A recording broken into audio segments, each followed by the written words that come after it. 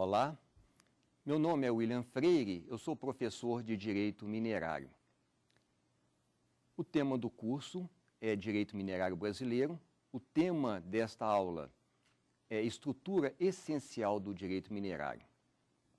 Eu apresento agora os alunos que participarão conosco, Wellington, Carita e Alex. E para aqueles que queiram participar do programa, nós temos o nosso e-mail, que é saberdireito@stf.jus.br.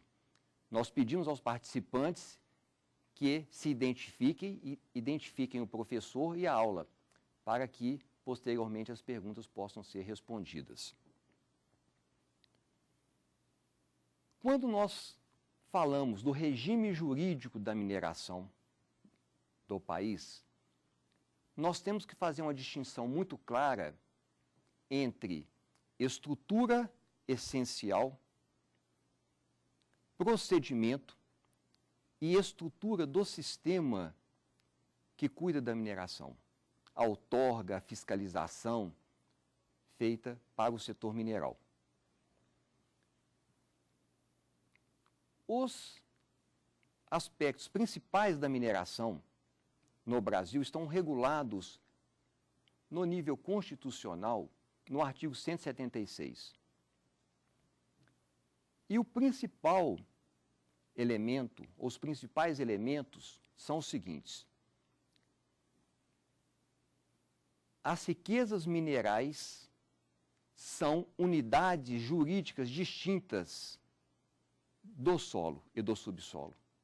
Normalmente se usa falar que o solo, há uma separação entre solo e subsolo, mas na realidade há uma separação jurídica do solo e subsolo, das riquezas minerais ali contidas. O segundo aspecto é que essas riquezas minerais ou essas substâncias minerais contidas no solo ou subsolo, elas passam a ter interesse para o direito minerário quando elas são objeto de exploração. Por quê? Enquanto a substância ou os elementos minerais contidos no solo não têm perspectiva de exploração, eles são regidos pelo direito comum, o direito civil. O segundo aspecto muito interessante é que essas riquezas minerais, também por força de comando constitucional, riquezas efetivas, conhecidas ou as riquezas potenciais, pertencem à União. Isso significa que há toda uma atividade, todo um processo de busca, desenvolvimento da atividade mineral, de pesquisa, e quando essa riqueza é encontrada, ela automaticamente entra no patrimônio da União. Esse é um sistema muito interessante que faz com que os investimentos, os riscos e toda a tecnologia, toda a inteligência na busca da riqueza mineral seja conduzida, seja custeada pelo setor privado. E quando o setor privado, os mineradores, são bem-sucedidos, essas riquezas entram para o patrimônio da União.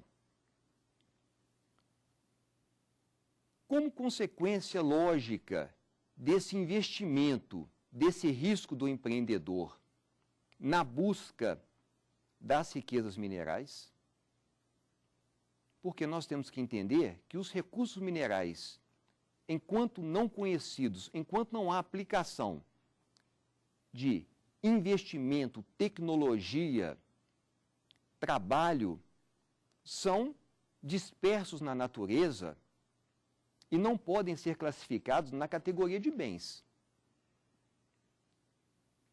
Em consequência desse investimento, do risco do setor privado, do minerador, na descoberta e no aproveitamento desses recursos minerais, há o comando constitucional que diz o seguinte: está garantida ou está garantido ao minerador o produto da lavra. Ou seja, a partir do momento em que o minerador descobre a jazida e ele sai da fase de pesquisa e passa à fase de lavra, o produto desse trabalho, o resultado desse trabalho, passa a pertencer a esse minerador que investiu com sucesso para encontrar essa jazida, essa riqueza mineral. Nesse momento, é muito importante nós entendermos o que é estrutura essencial e o que é procedimento. A estrutura essencial, ela está relacionada com a soberania, com o controle, com o interesse público que a União exerce ou tem o direito de exercer em relação ao desenvolvimento da atividade mineral. E o que são procedimentos? Vou dar o exemplo. A pesquisa mineral é por 3 anos, a pesquisa mineral, a autorização para a pesquisa é por 2 anos. Isso são procedimentos.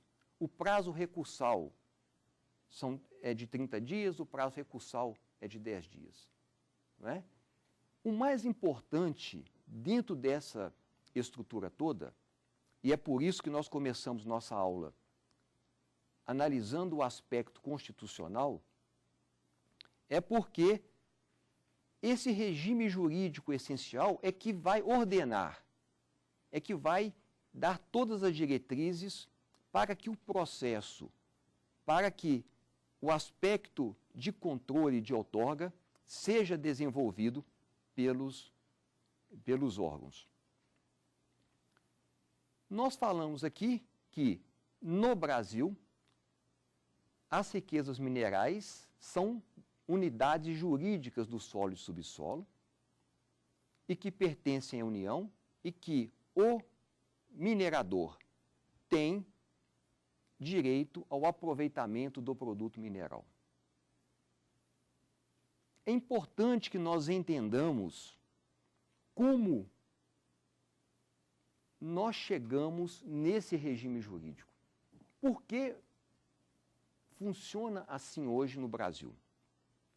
E para isso é importante que nós entendamos um pouco da história do direito minerário. Quando nós falamos que a estrutura essencial ou o regime constitucional das riquezas minerais distingue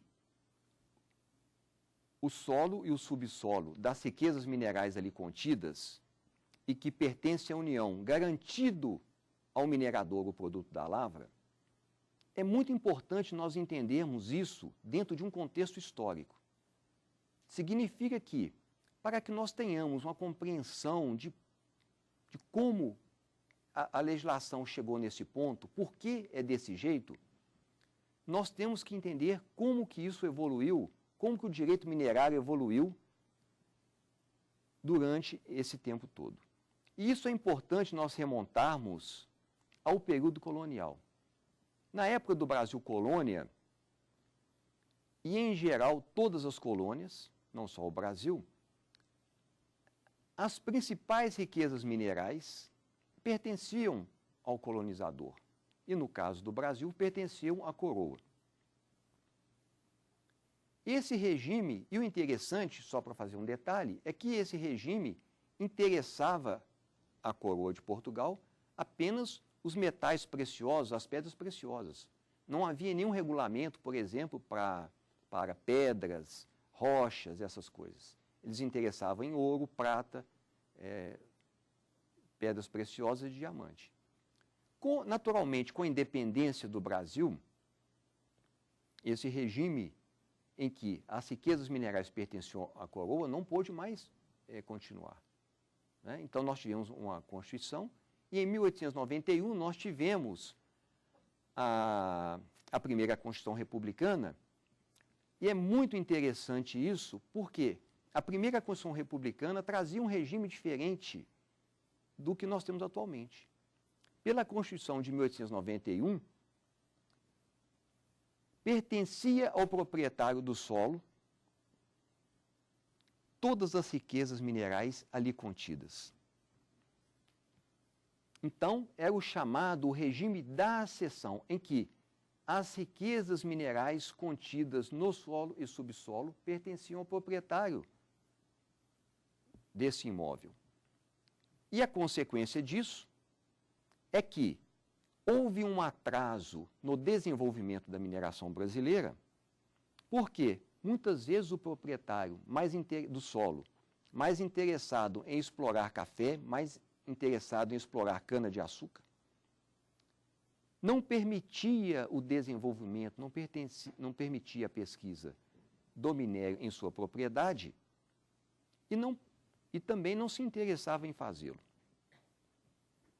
Isso gerou um atraso muito grande na mineração e, lá nos idos 1914, 1918, a Inglaterra já vivendo a Revolução Industrial, uma demanda muito grande, crescente de minério, houve necessidade que o país se adaptasse a esse novo aspecto econômico que surgia. E em 1934, por força da Constituição daquele ano e do Código de Mineração, houve a separação jurídica entre o solo e subsolo e as riquezas minerais ali contidas.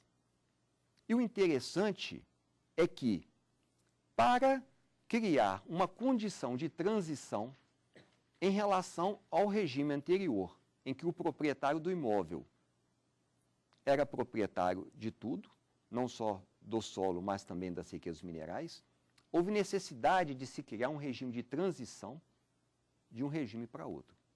E o que foi colocado na época é o seguinte: a partir de agora, as riquezas minerais são unidades jurídicas separadas de solo e subsolo e pertencem à nação. Observem que hoje, a partir da Constituição de 88, elas pertencem à União. Mas naquela época, na Constituição de 34, faria referência à nação, que na prática não faz muita diferença. Por quê? O comando do Código de Mineração daquela época já trazia, e da Constituição também, trazia a obrigação de que qualquer minerador que se interessasse em exercer a atividade mineral dependeria de consentimento do Departamento Nacional de Produção Mineral. Não é? Ele havia perdido o domínio das riquezas minerais. E o que aconteceu em relação àqueles proprietários que já tinham jazidas, que já possuíam as minas adquiridas em relação ao regime antigo? Para adequar essa situação ao novo sistema, ao novo regime jurídico, foi criada a figura do manifesto de mina. Basicamente é o seguinte: aqueles que já tinham jazidas ou minas em 34, foi possibilitada a faculdade de dizer: olha, eu já tenho uma mina, eu já tenho uma jazida e estou declarando que ela existe, estou manifestando. E esses que fizeram essa manifestação àquela época continuaram sendo proprietários das riquezas